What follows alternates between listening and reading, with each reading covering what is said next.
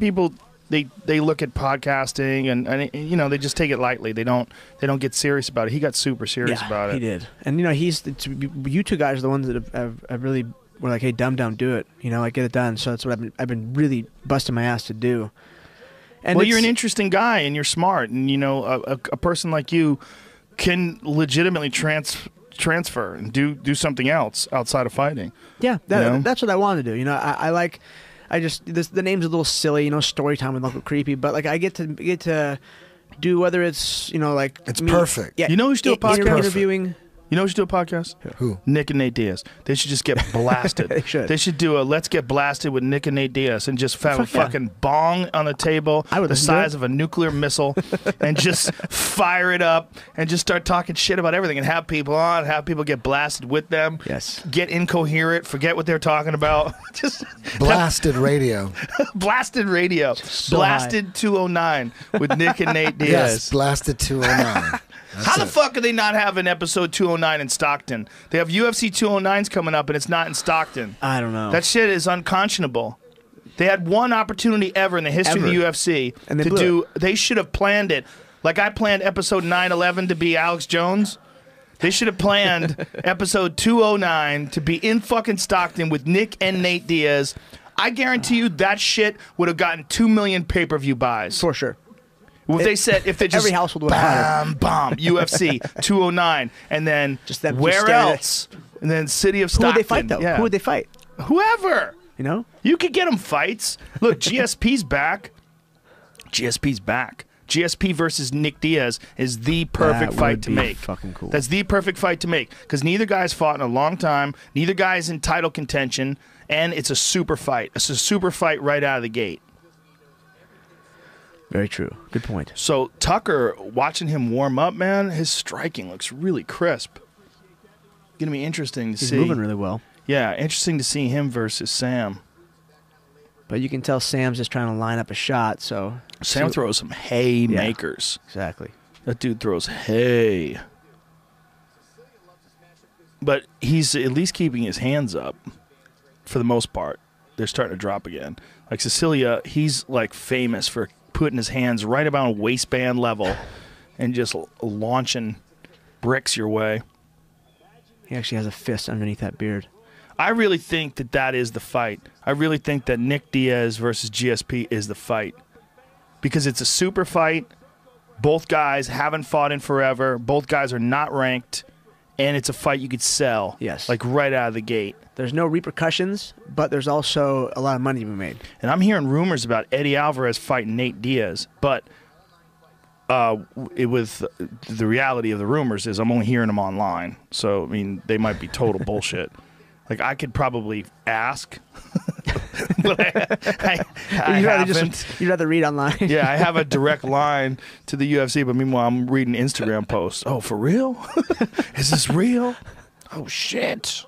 I didn't know it was for real. But I love that fight, too.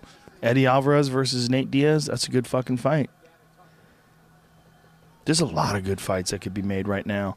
But it seems like the transition between Zuffa and this new company, you know, between WME and the old guard, it's like there's definitely been a transitionary period where some of the cards... Things aren't syncing up as well as you think they would.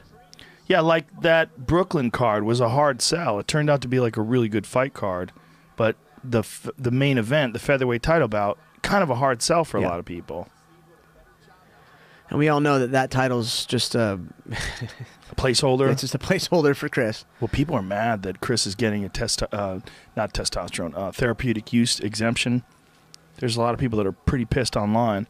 They're saying that USADA was manipulated, but I don't think that's true. I think that they have found that whatever she's taking was the right thing to take for whatever issue she's got. Yeah. They know everything. They test you, and they can see everything in your system. They're not stupid. It's going to be very interesting to see what happens when Durandamy comes back. If she's going to fight Holly Holm for a rematch, or if they're going to go straight to Cyborg, or what the UFC is going to decide. Because Cyborg's where the money's at. Of course. You know, I mean, most people, the regular folks, don't know who Cyborg is. She is scary. But Man. they'll know. They'll know after that fight. Yeah, she's she's such a badass. I mean, I see her at the gym. She's fucking so tough and so hardworking. She's at Ruka too, right? Yeah. Isn't she training with Jason Perillo? Yeah, she's that woman works so fucking hard. She's always doing something. Like, oh, running a marathon, doing this, doing that. It's like, jeez. Did you She runs see her? marathons? She just did a half marathon a couple weeks ago. What was it? Did you see her play Adrian in that Rocky 3 parody that Renato did? I haven't. She played Adrian? Dude, it's one of the funniest sketches of all time. Renato is playing Rocky on the beach. It's that scene where they're yelling, that emotional scene. I don't know what I want to do. And she's like, Rock, it's like really emotional. And Cyborg plays Adrian. It's hysterical. How funny is it that Rasan to this day is like that? That character, that Renato Laranja character, is inexorable. I mean, he's connected to that. I mean, that is him. That was always a goof, like hanging around the gym. It was always like fun. To this day, people think that I got in an argument with a Brazilian Jiu-Jitsu black belt about weed. And that he really did come up to me and was giving me a hard time about weed. I had a meeting with him yesterday. We're thinking about doing an Enter the Dragon parody with call it Enter the Death Knuckle.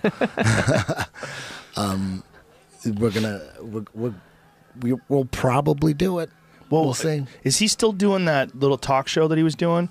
When he would sit down with people, like I know he sat down with Kenny. That was funny, man. That was part of it. That Rocky sketch, because every show was a talk show, but he'd have a sketch that started each show. And the first one was Robert De Niro sitting with Al Pacino in Heat. He did a scene and Kenny Florian plays Al Pacino, and Renato plays Robert De Niro. That's a great sketch, one of the greatest sketches. Then he does a Josh Barnett one, a Brokeback Mountain parody with Renato and Josh Barnett in the woods. One of the greatest of all time. And then he redoes the intro. Another one, he redoes the intro to the Incredible Hulk show. It's incredible because Renato's David Banner, and when he sees, when he gets child support notices, it infuriates him. And then so it's, dude, the Renato Laranja show. Are you kidding me? He's funny, man. Are you kidding me? Well, it's interesting as MMA gets bigger, like that character is like more and more viable. I mean, that's a really good character. He does he's just a total D-bag person.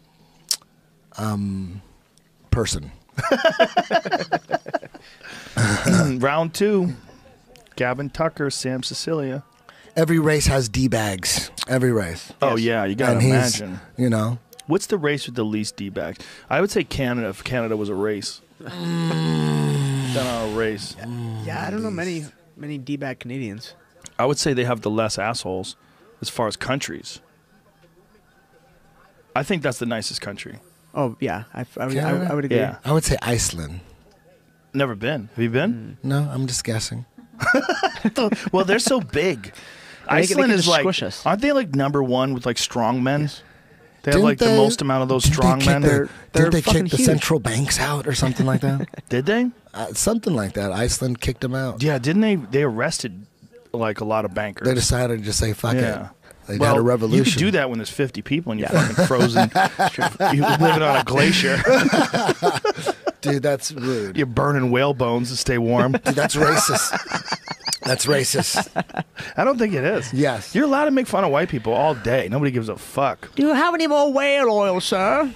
Yeah, I mean, come on, think about it. Think about I'm generalizing, but a lot of black comedians start off with the jokes like white people do this, and this is how white people do it, and then a white man would be like, but can you imagine if white comedians did that? So this is how black people are. Like any joke like that, they couldn't even do one of them. No, you get maybe killed. You can use a black voice every now and then in your routine. I think maybe you have, but not like in a. It's got to be fairly positive. Yeah. Well, one of the weirdest notions that people are throwing around today is that white people are the only people that can be racist, and that black people can't be racist towards white people because they don't have power over whites. It is one of the most ridiculous interpretations of the word racist. It's so fucking stupid. But it's something that people are embracing. Like you look at it online, and they're like, "Yeah, tell them, stay woke."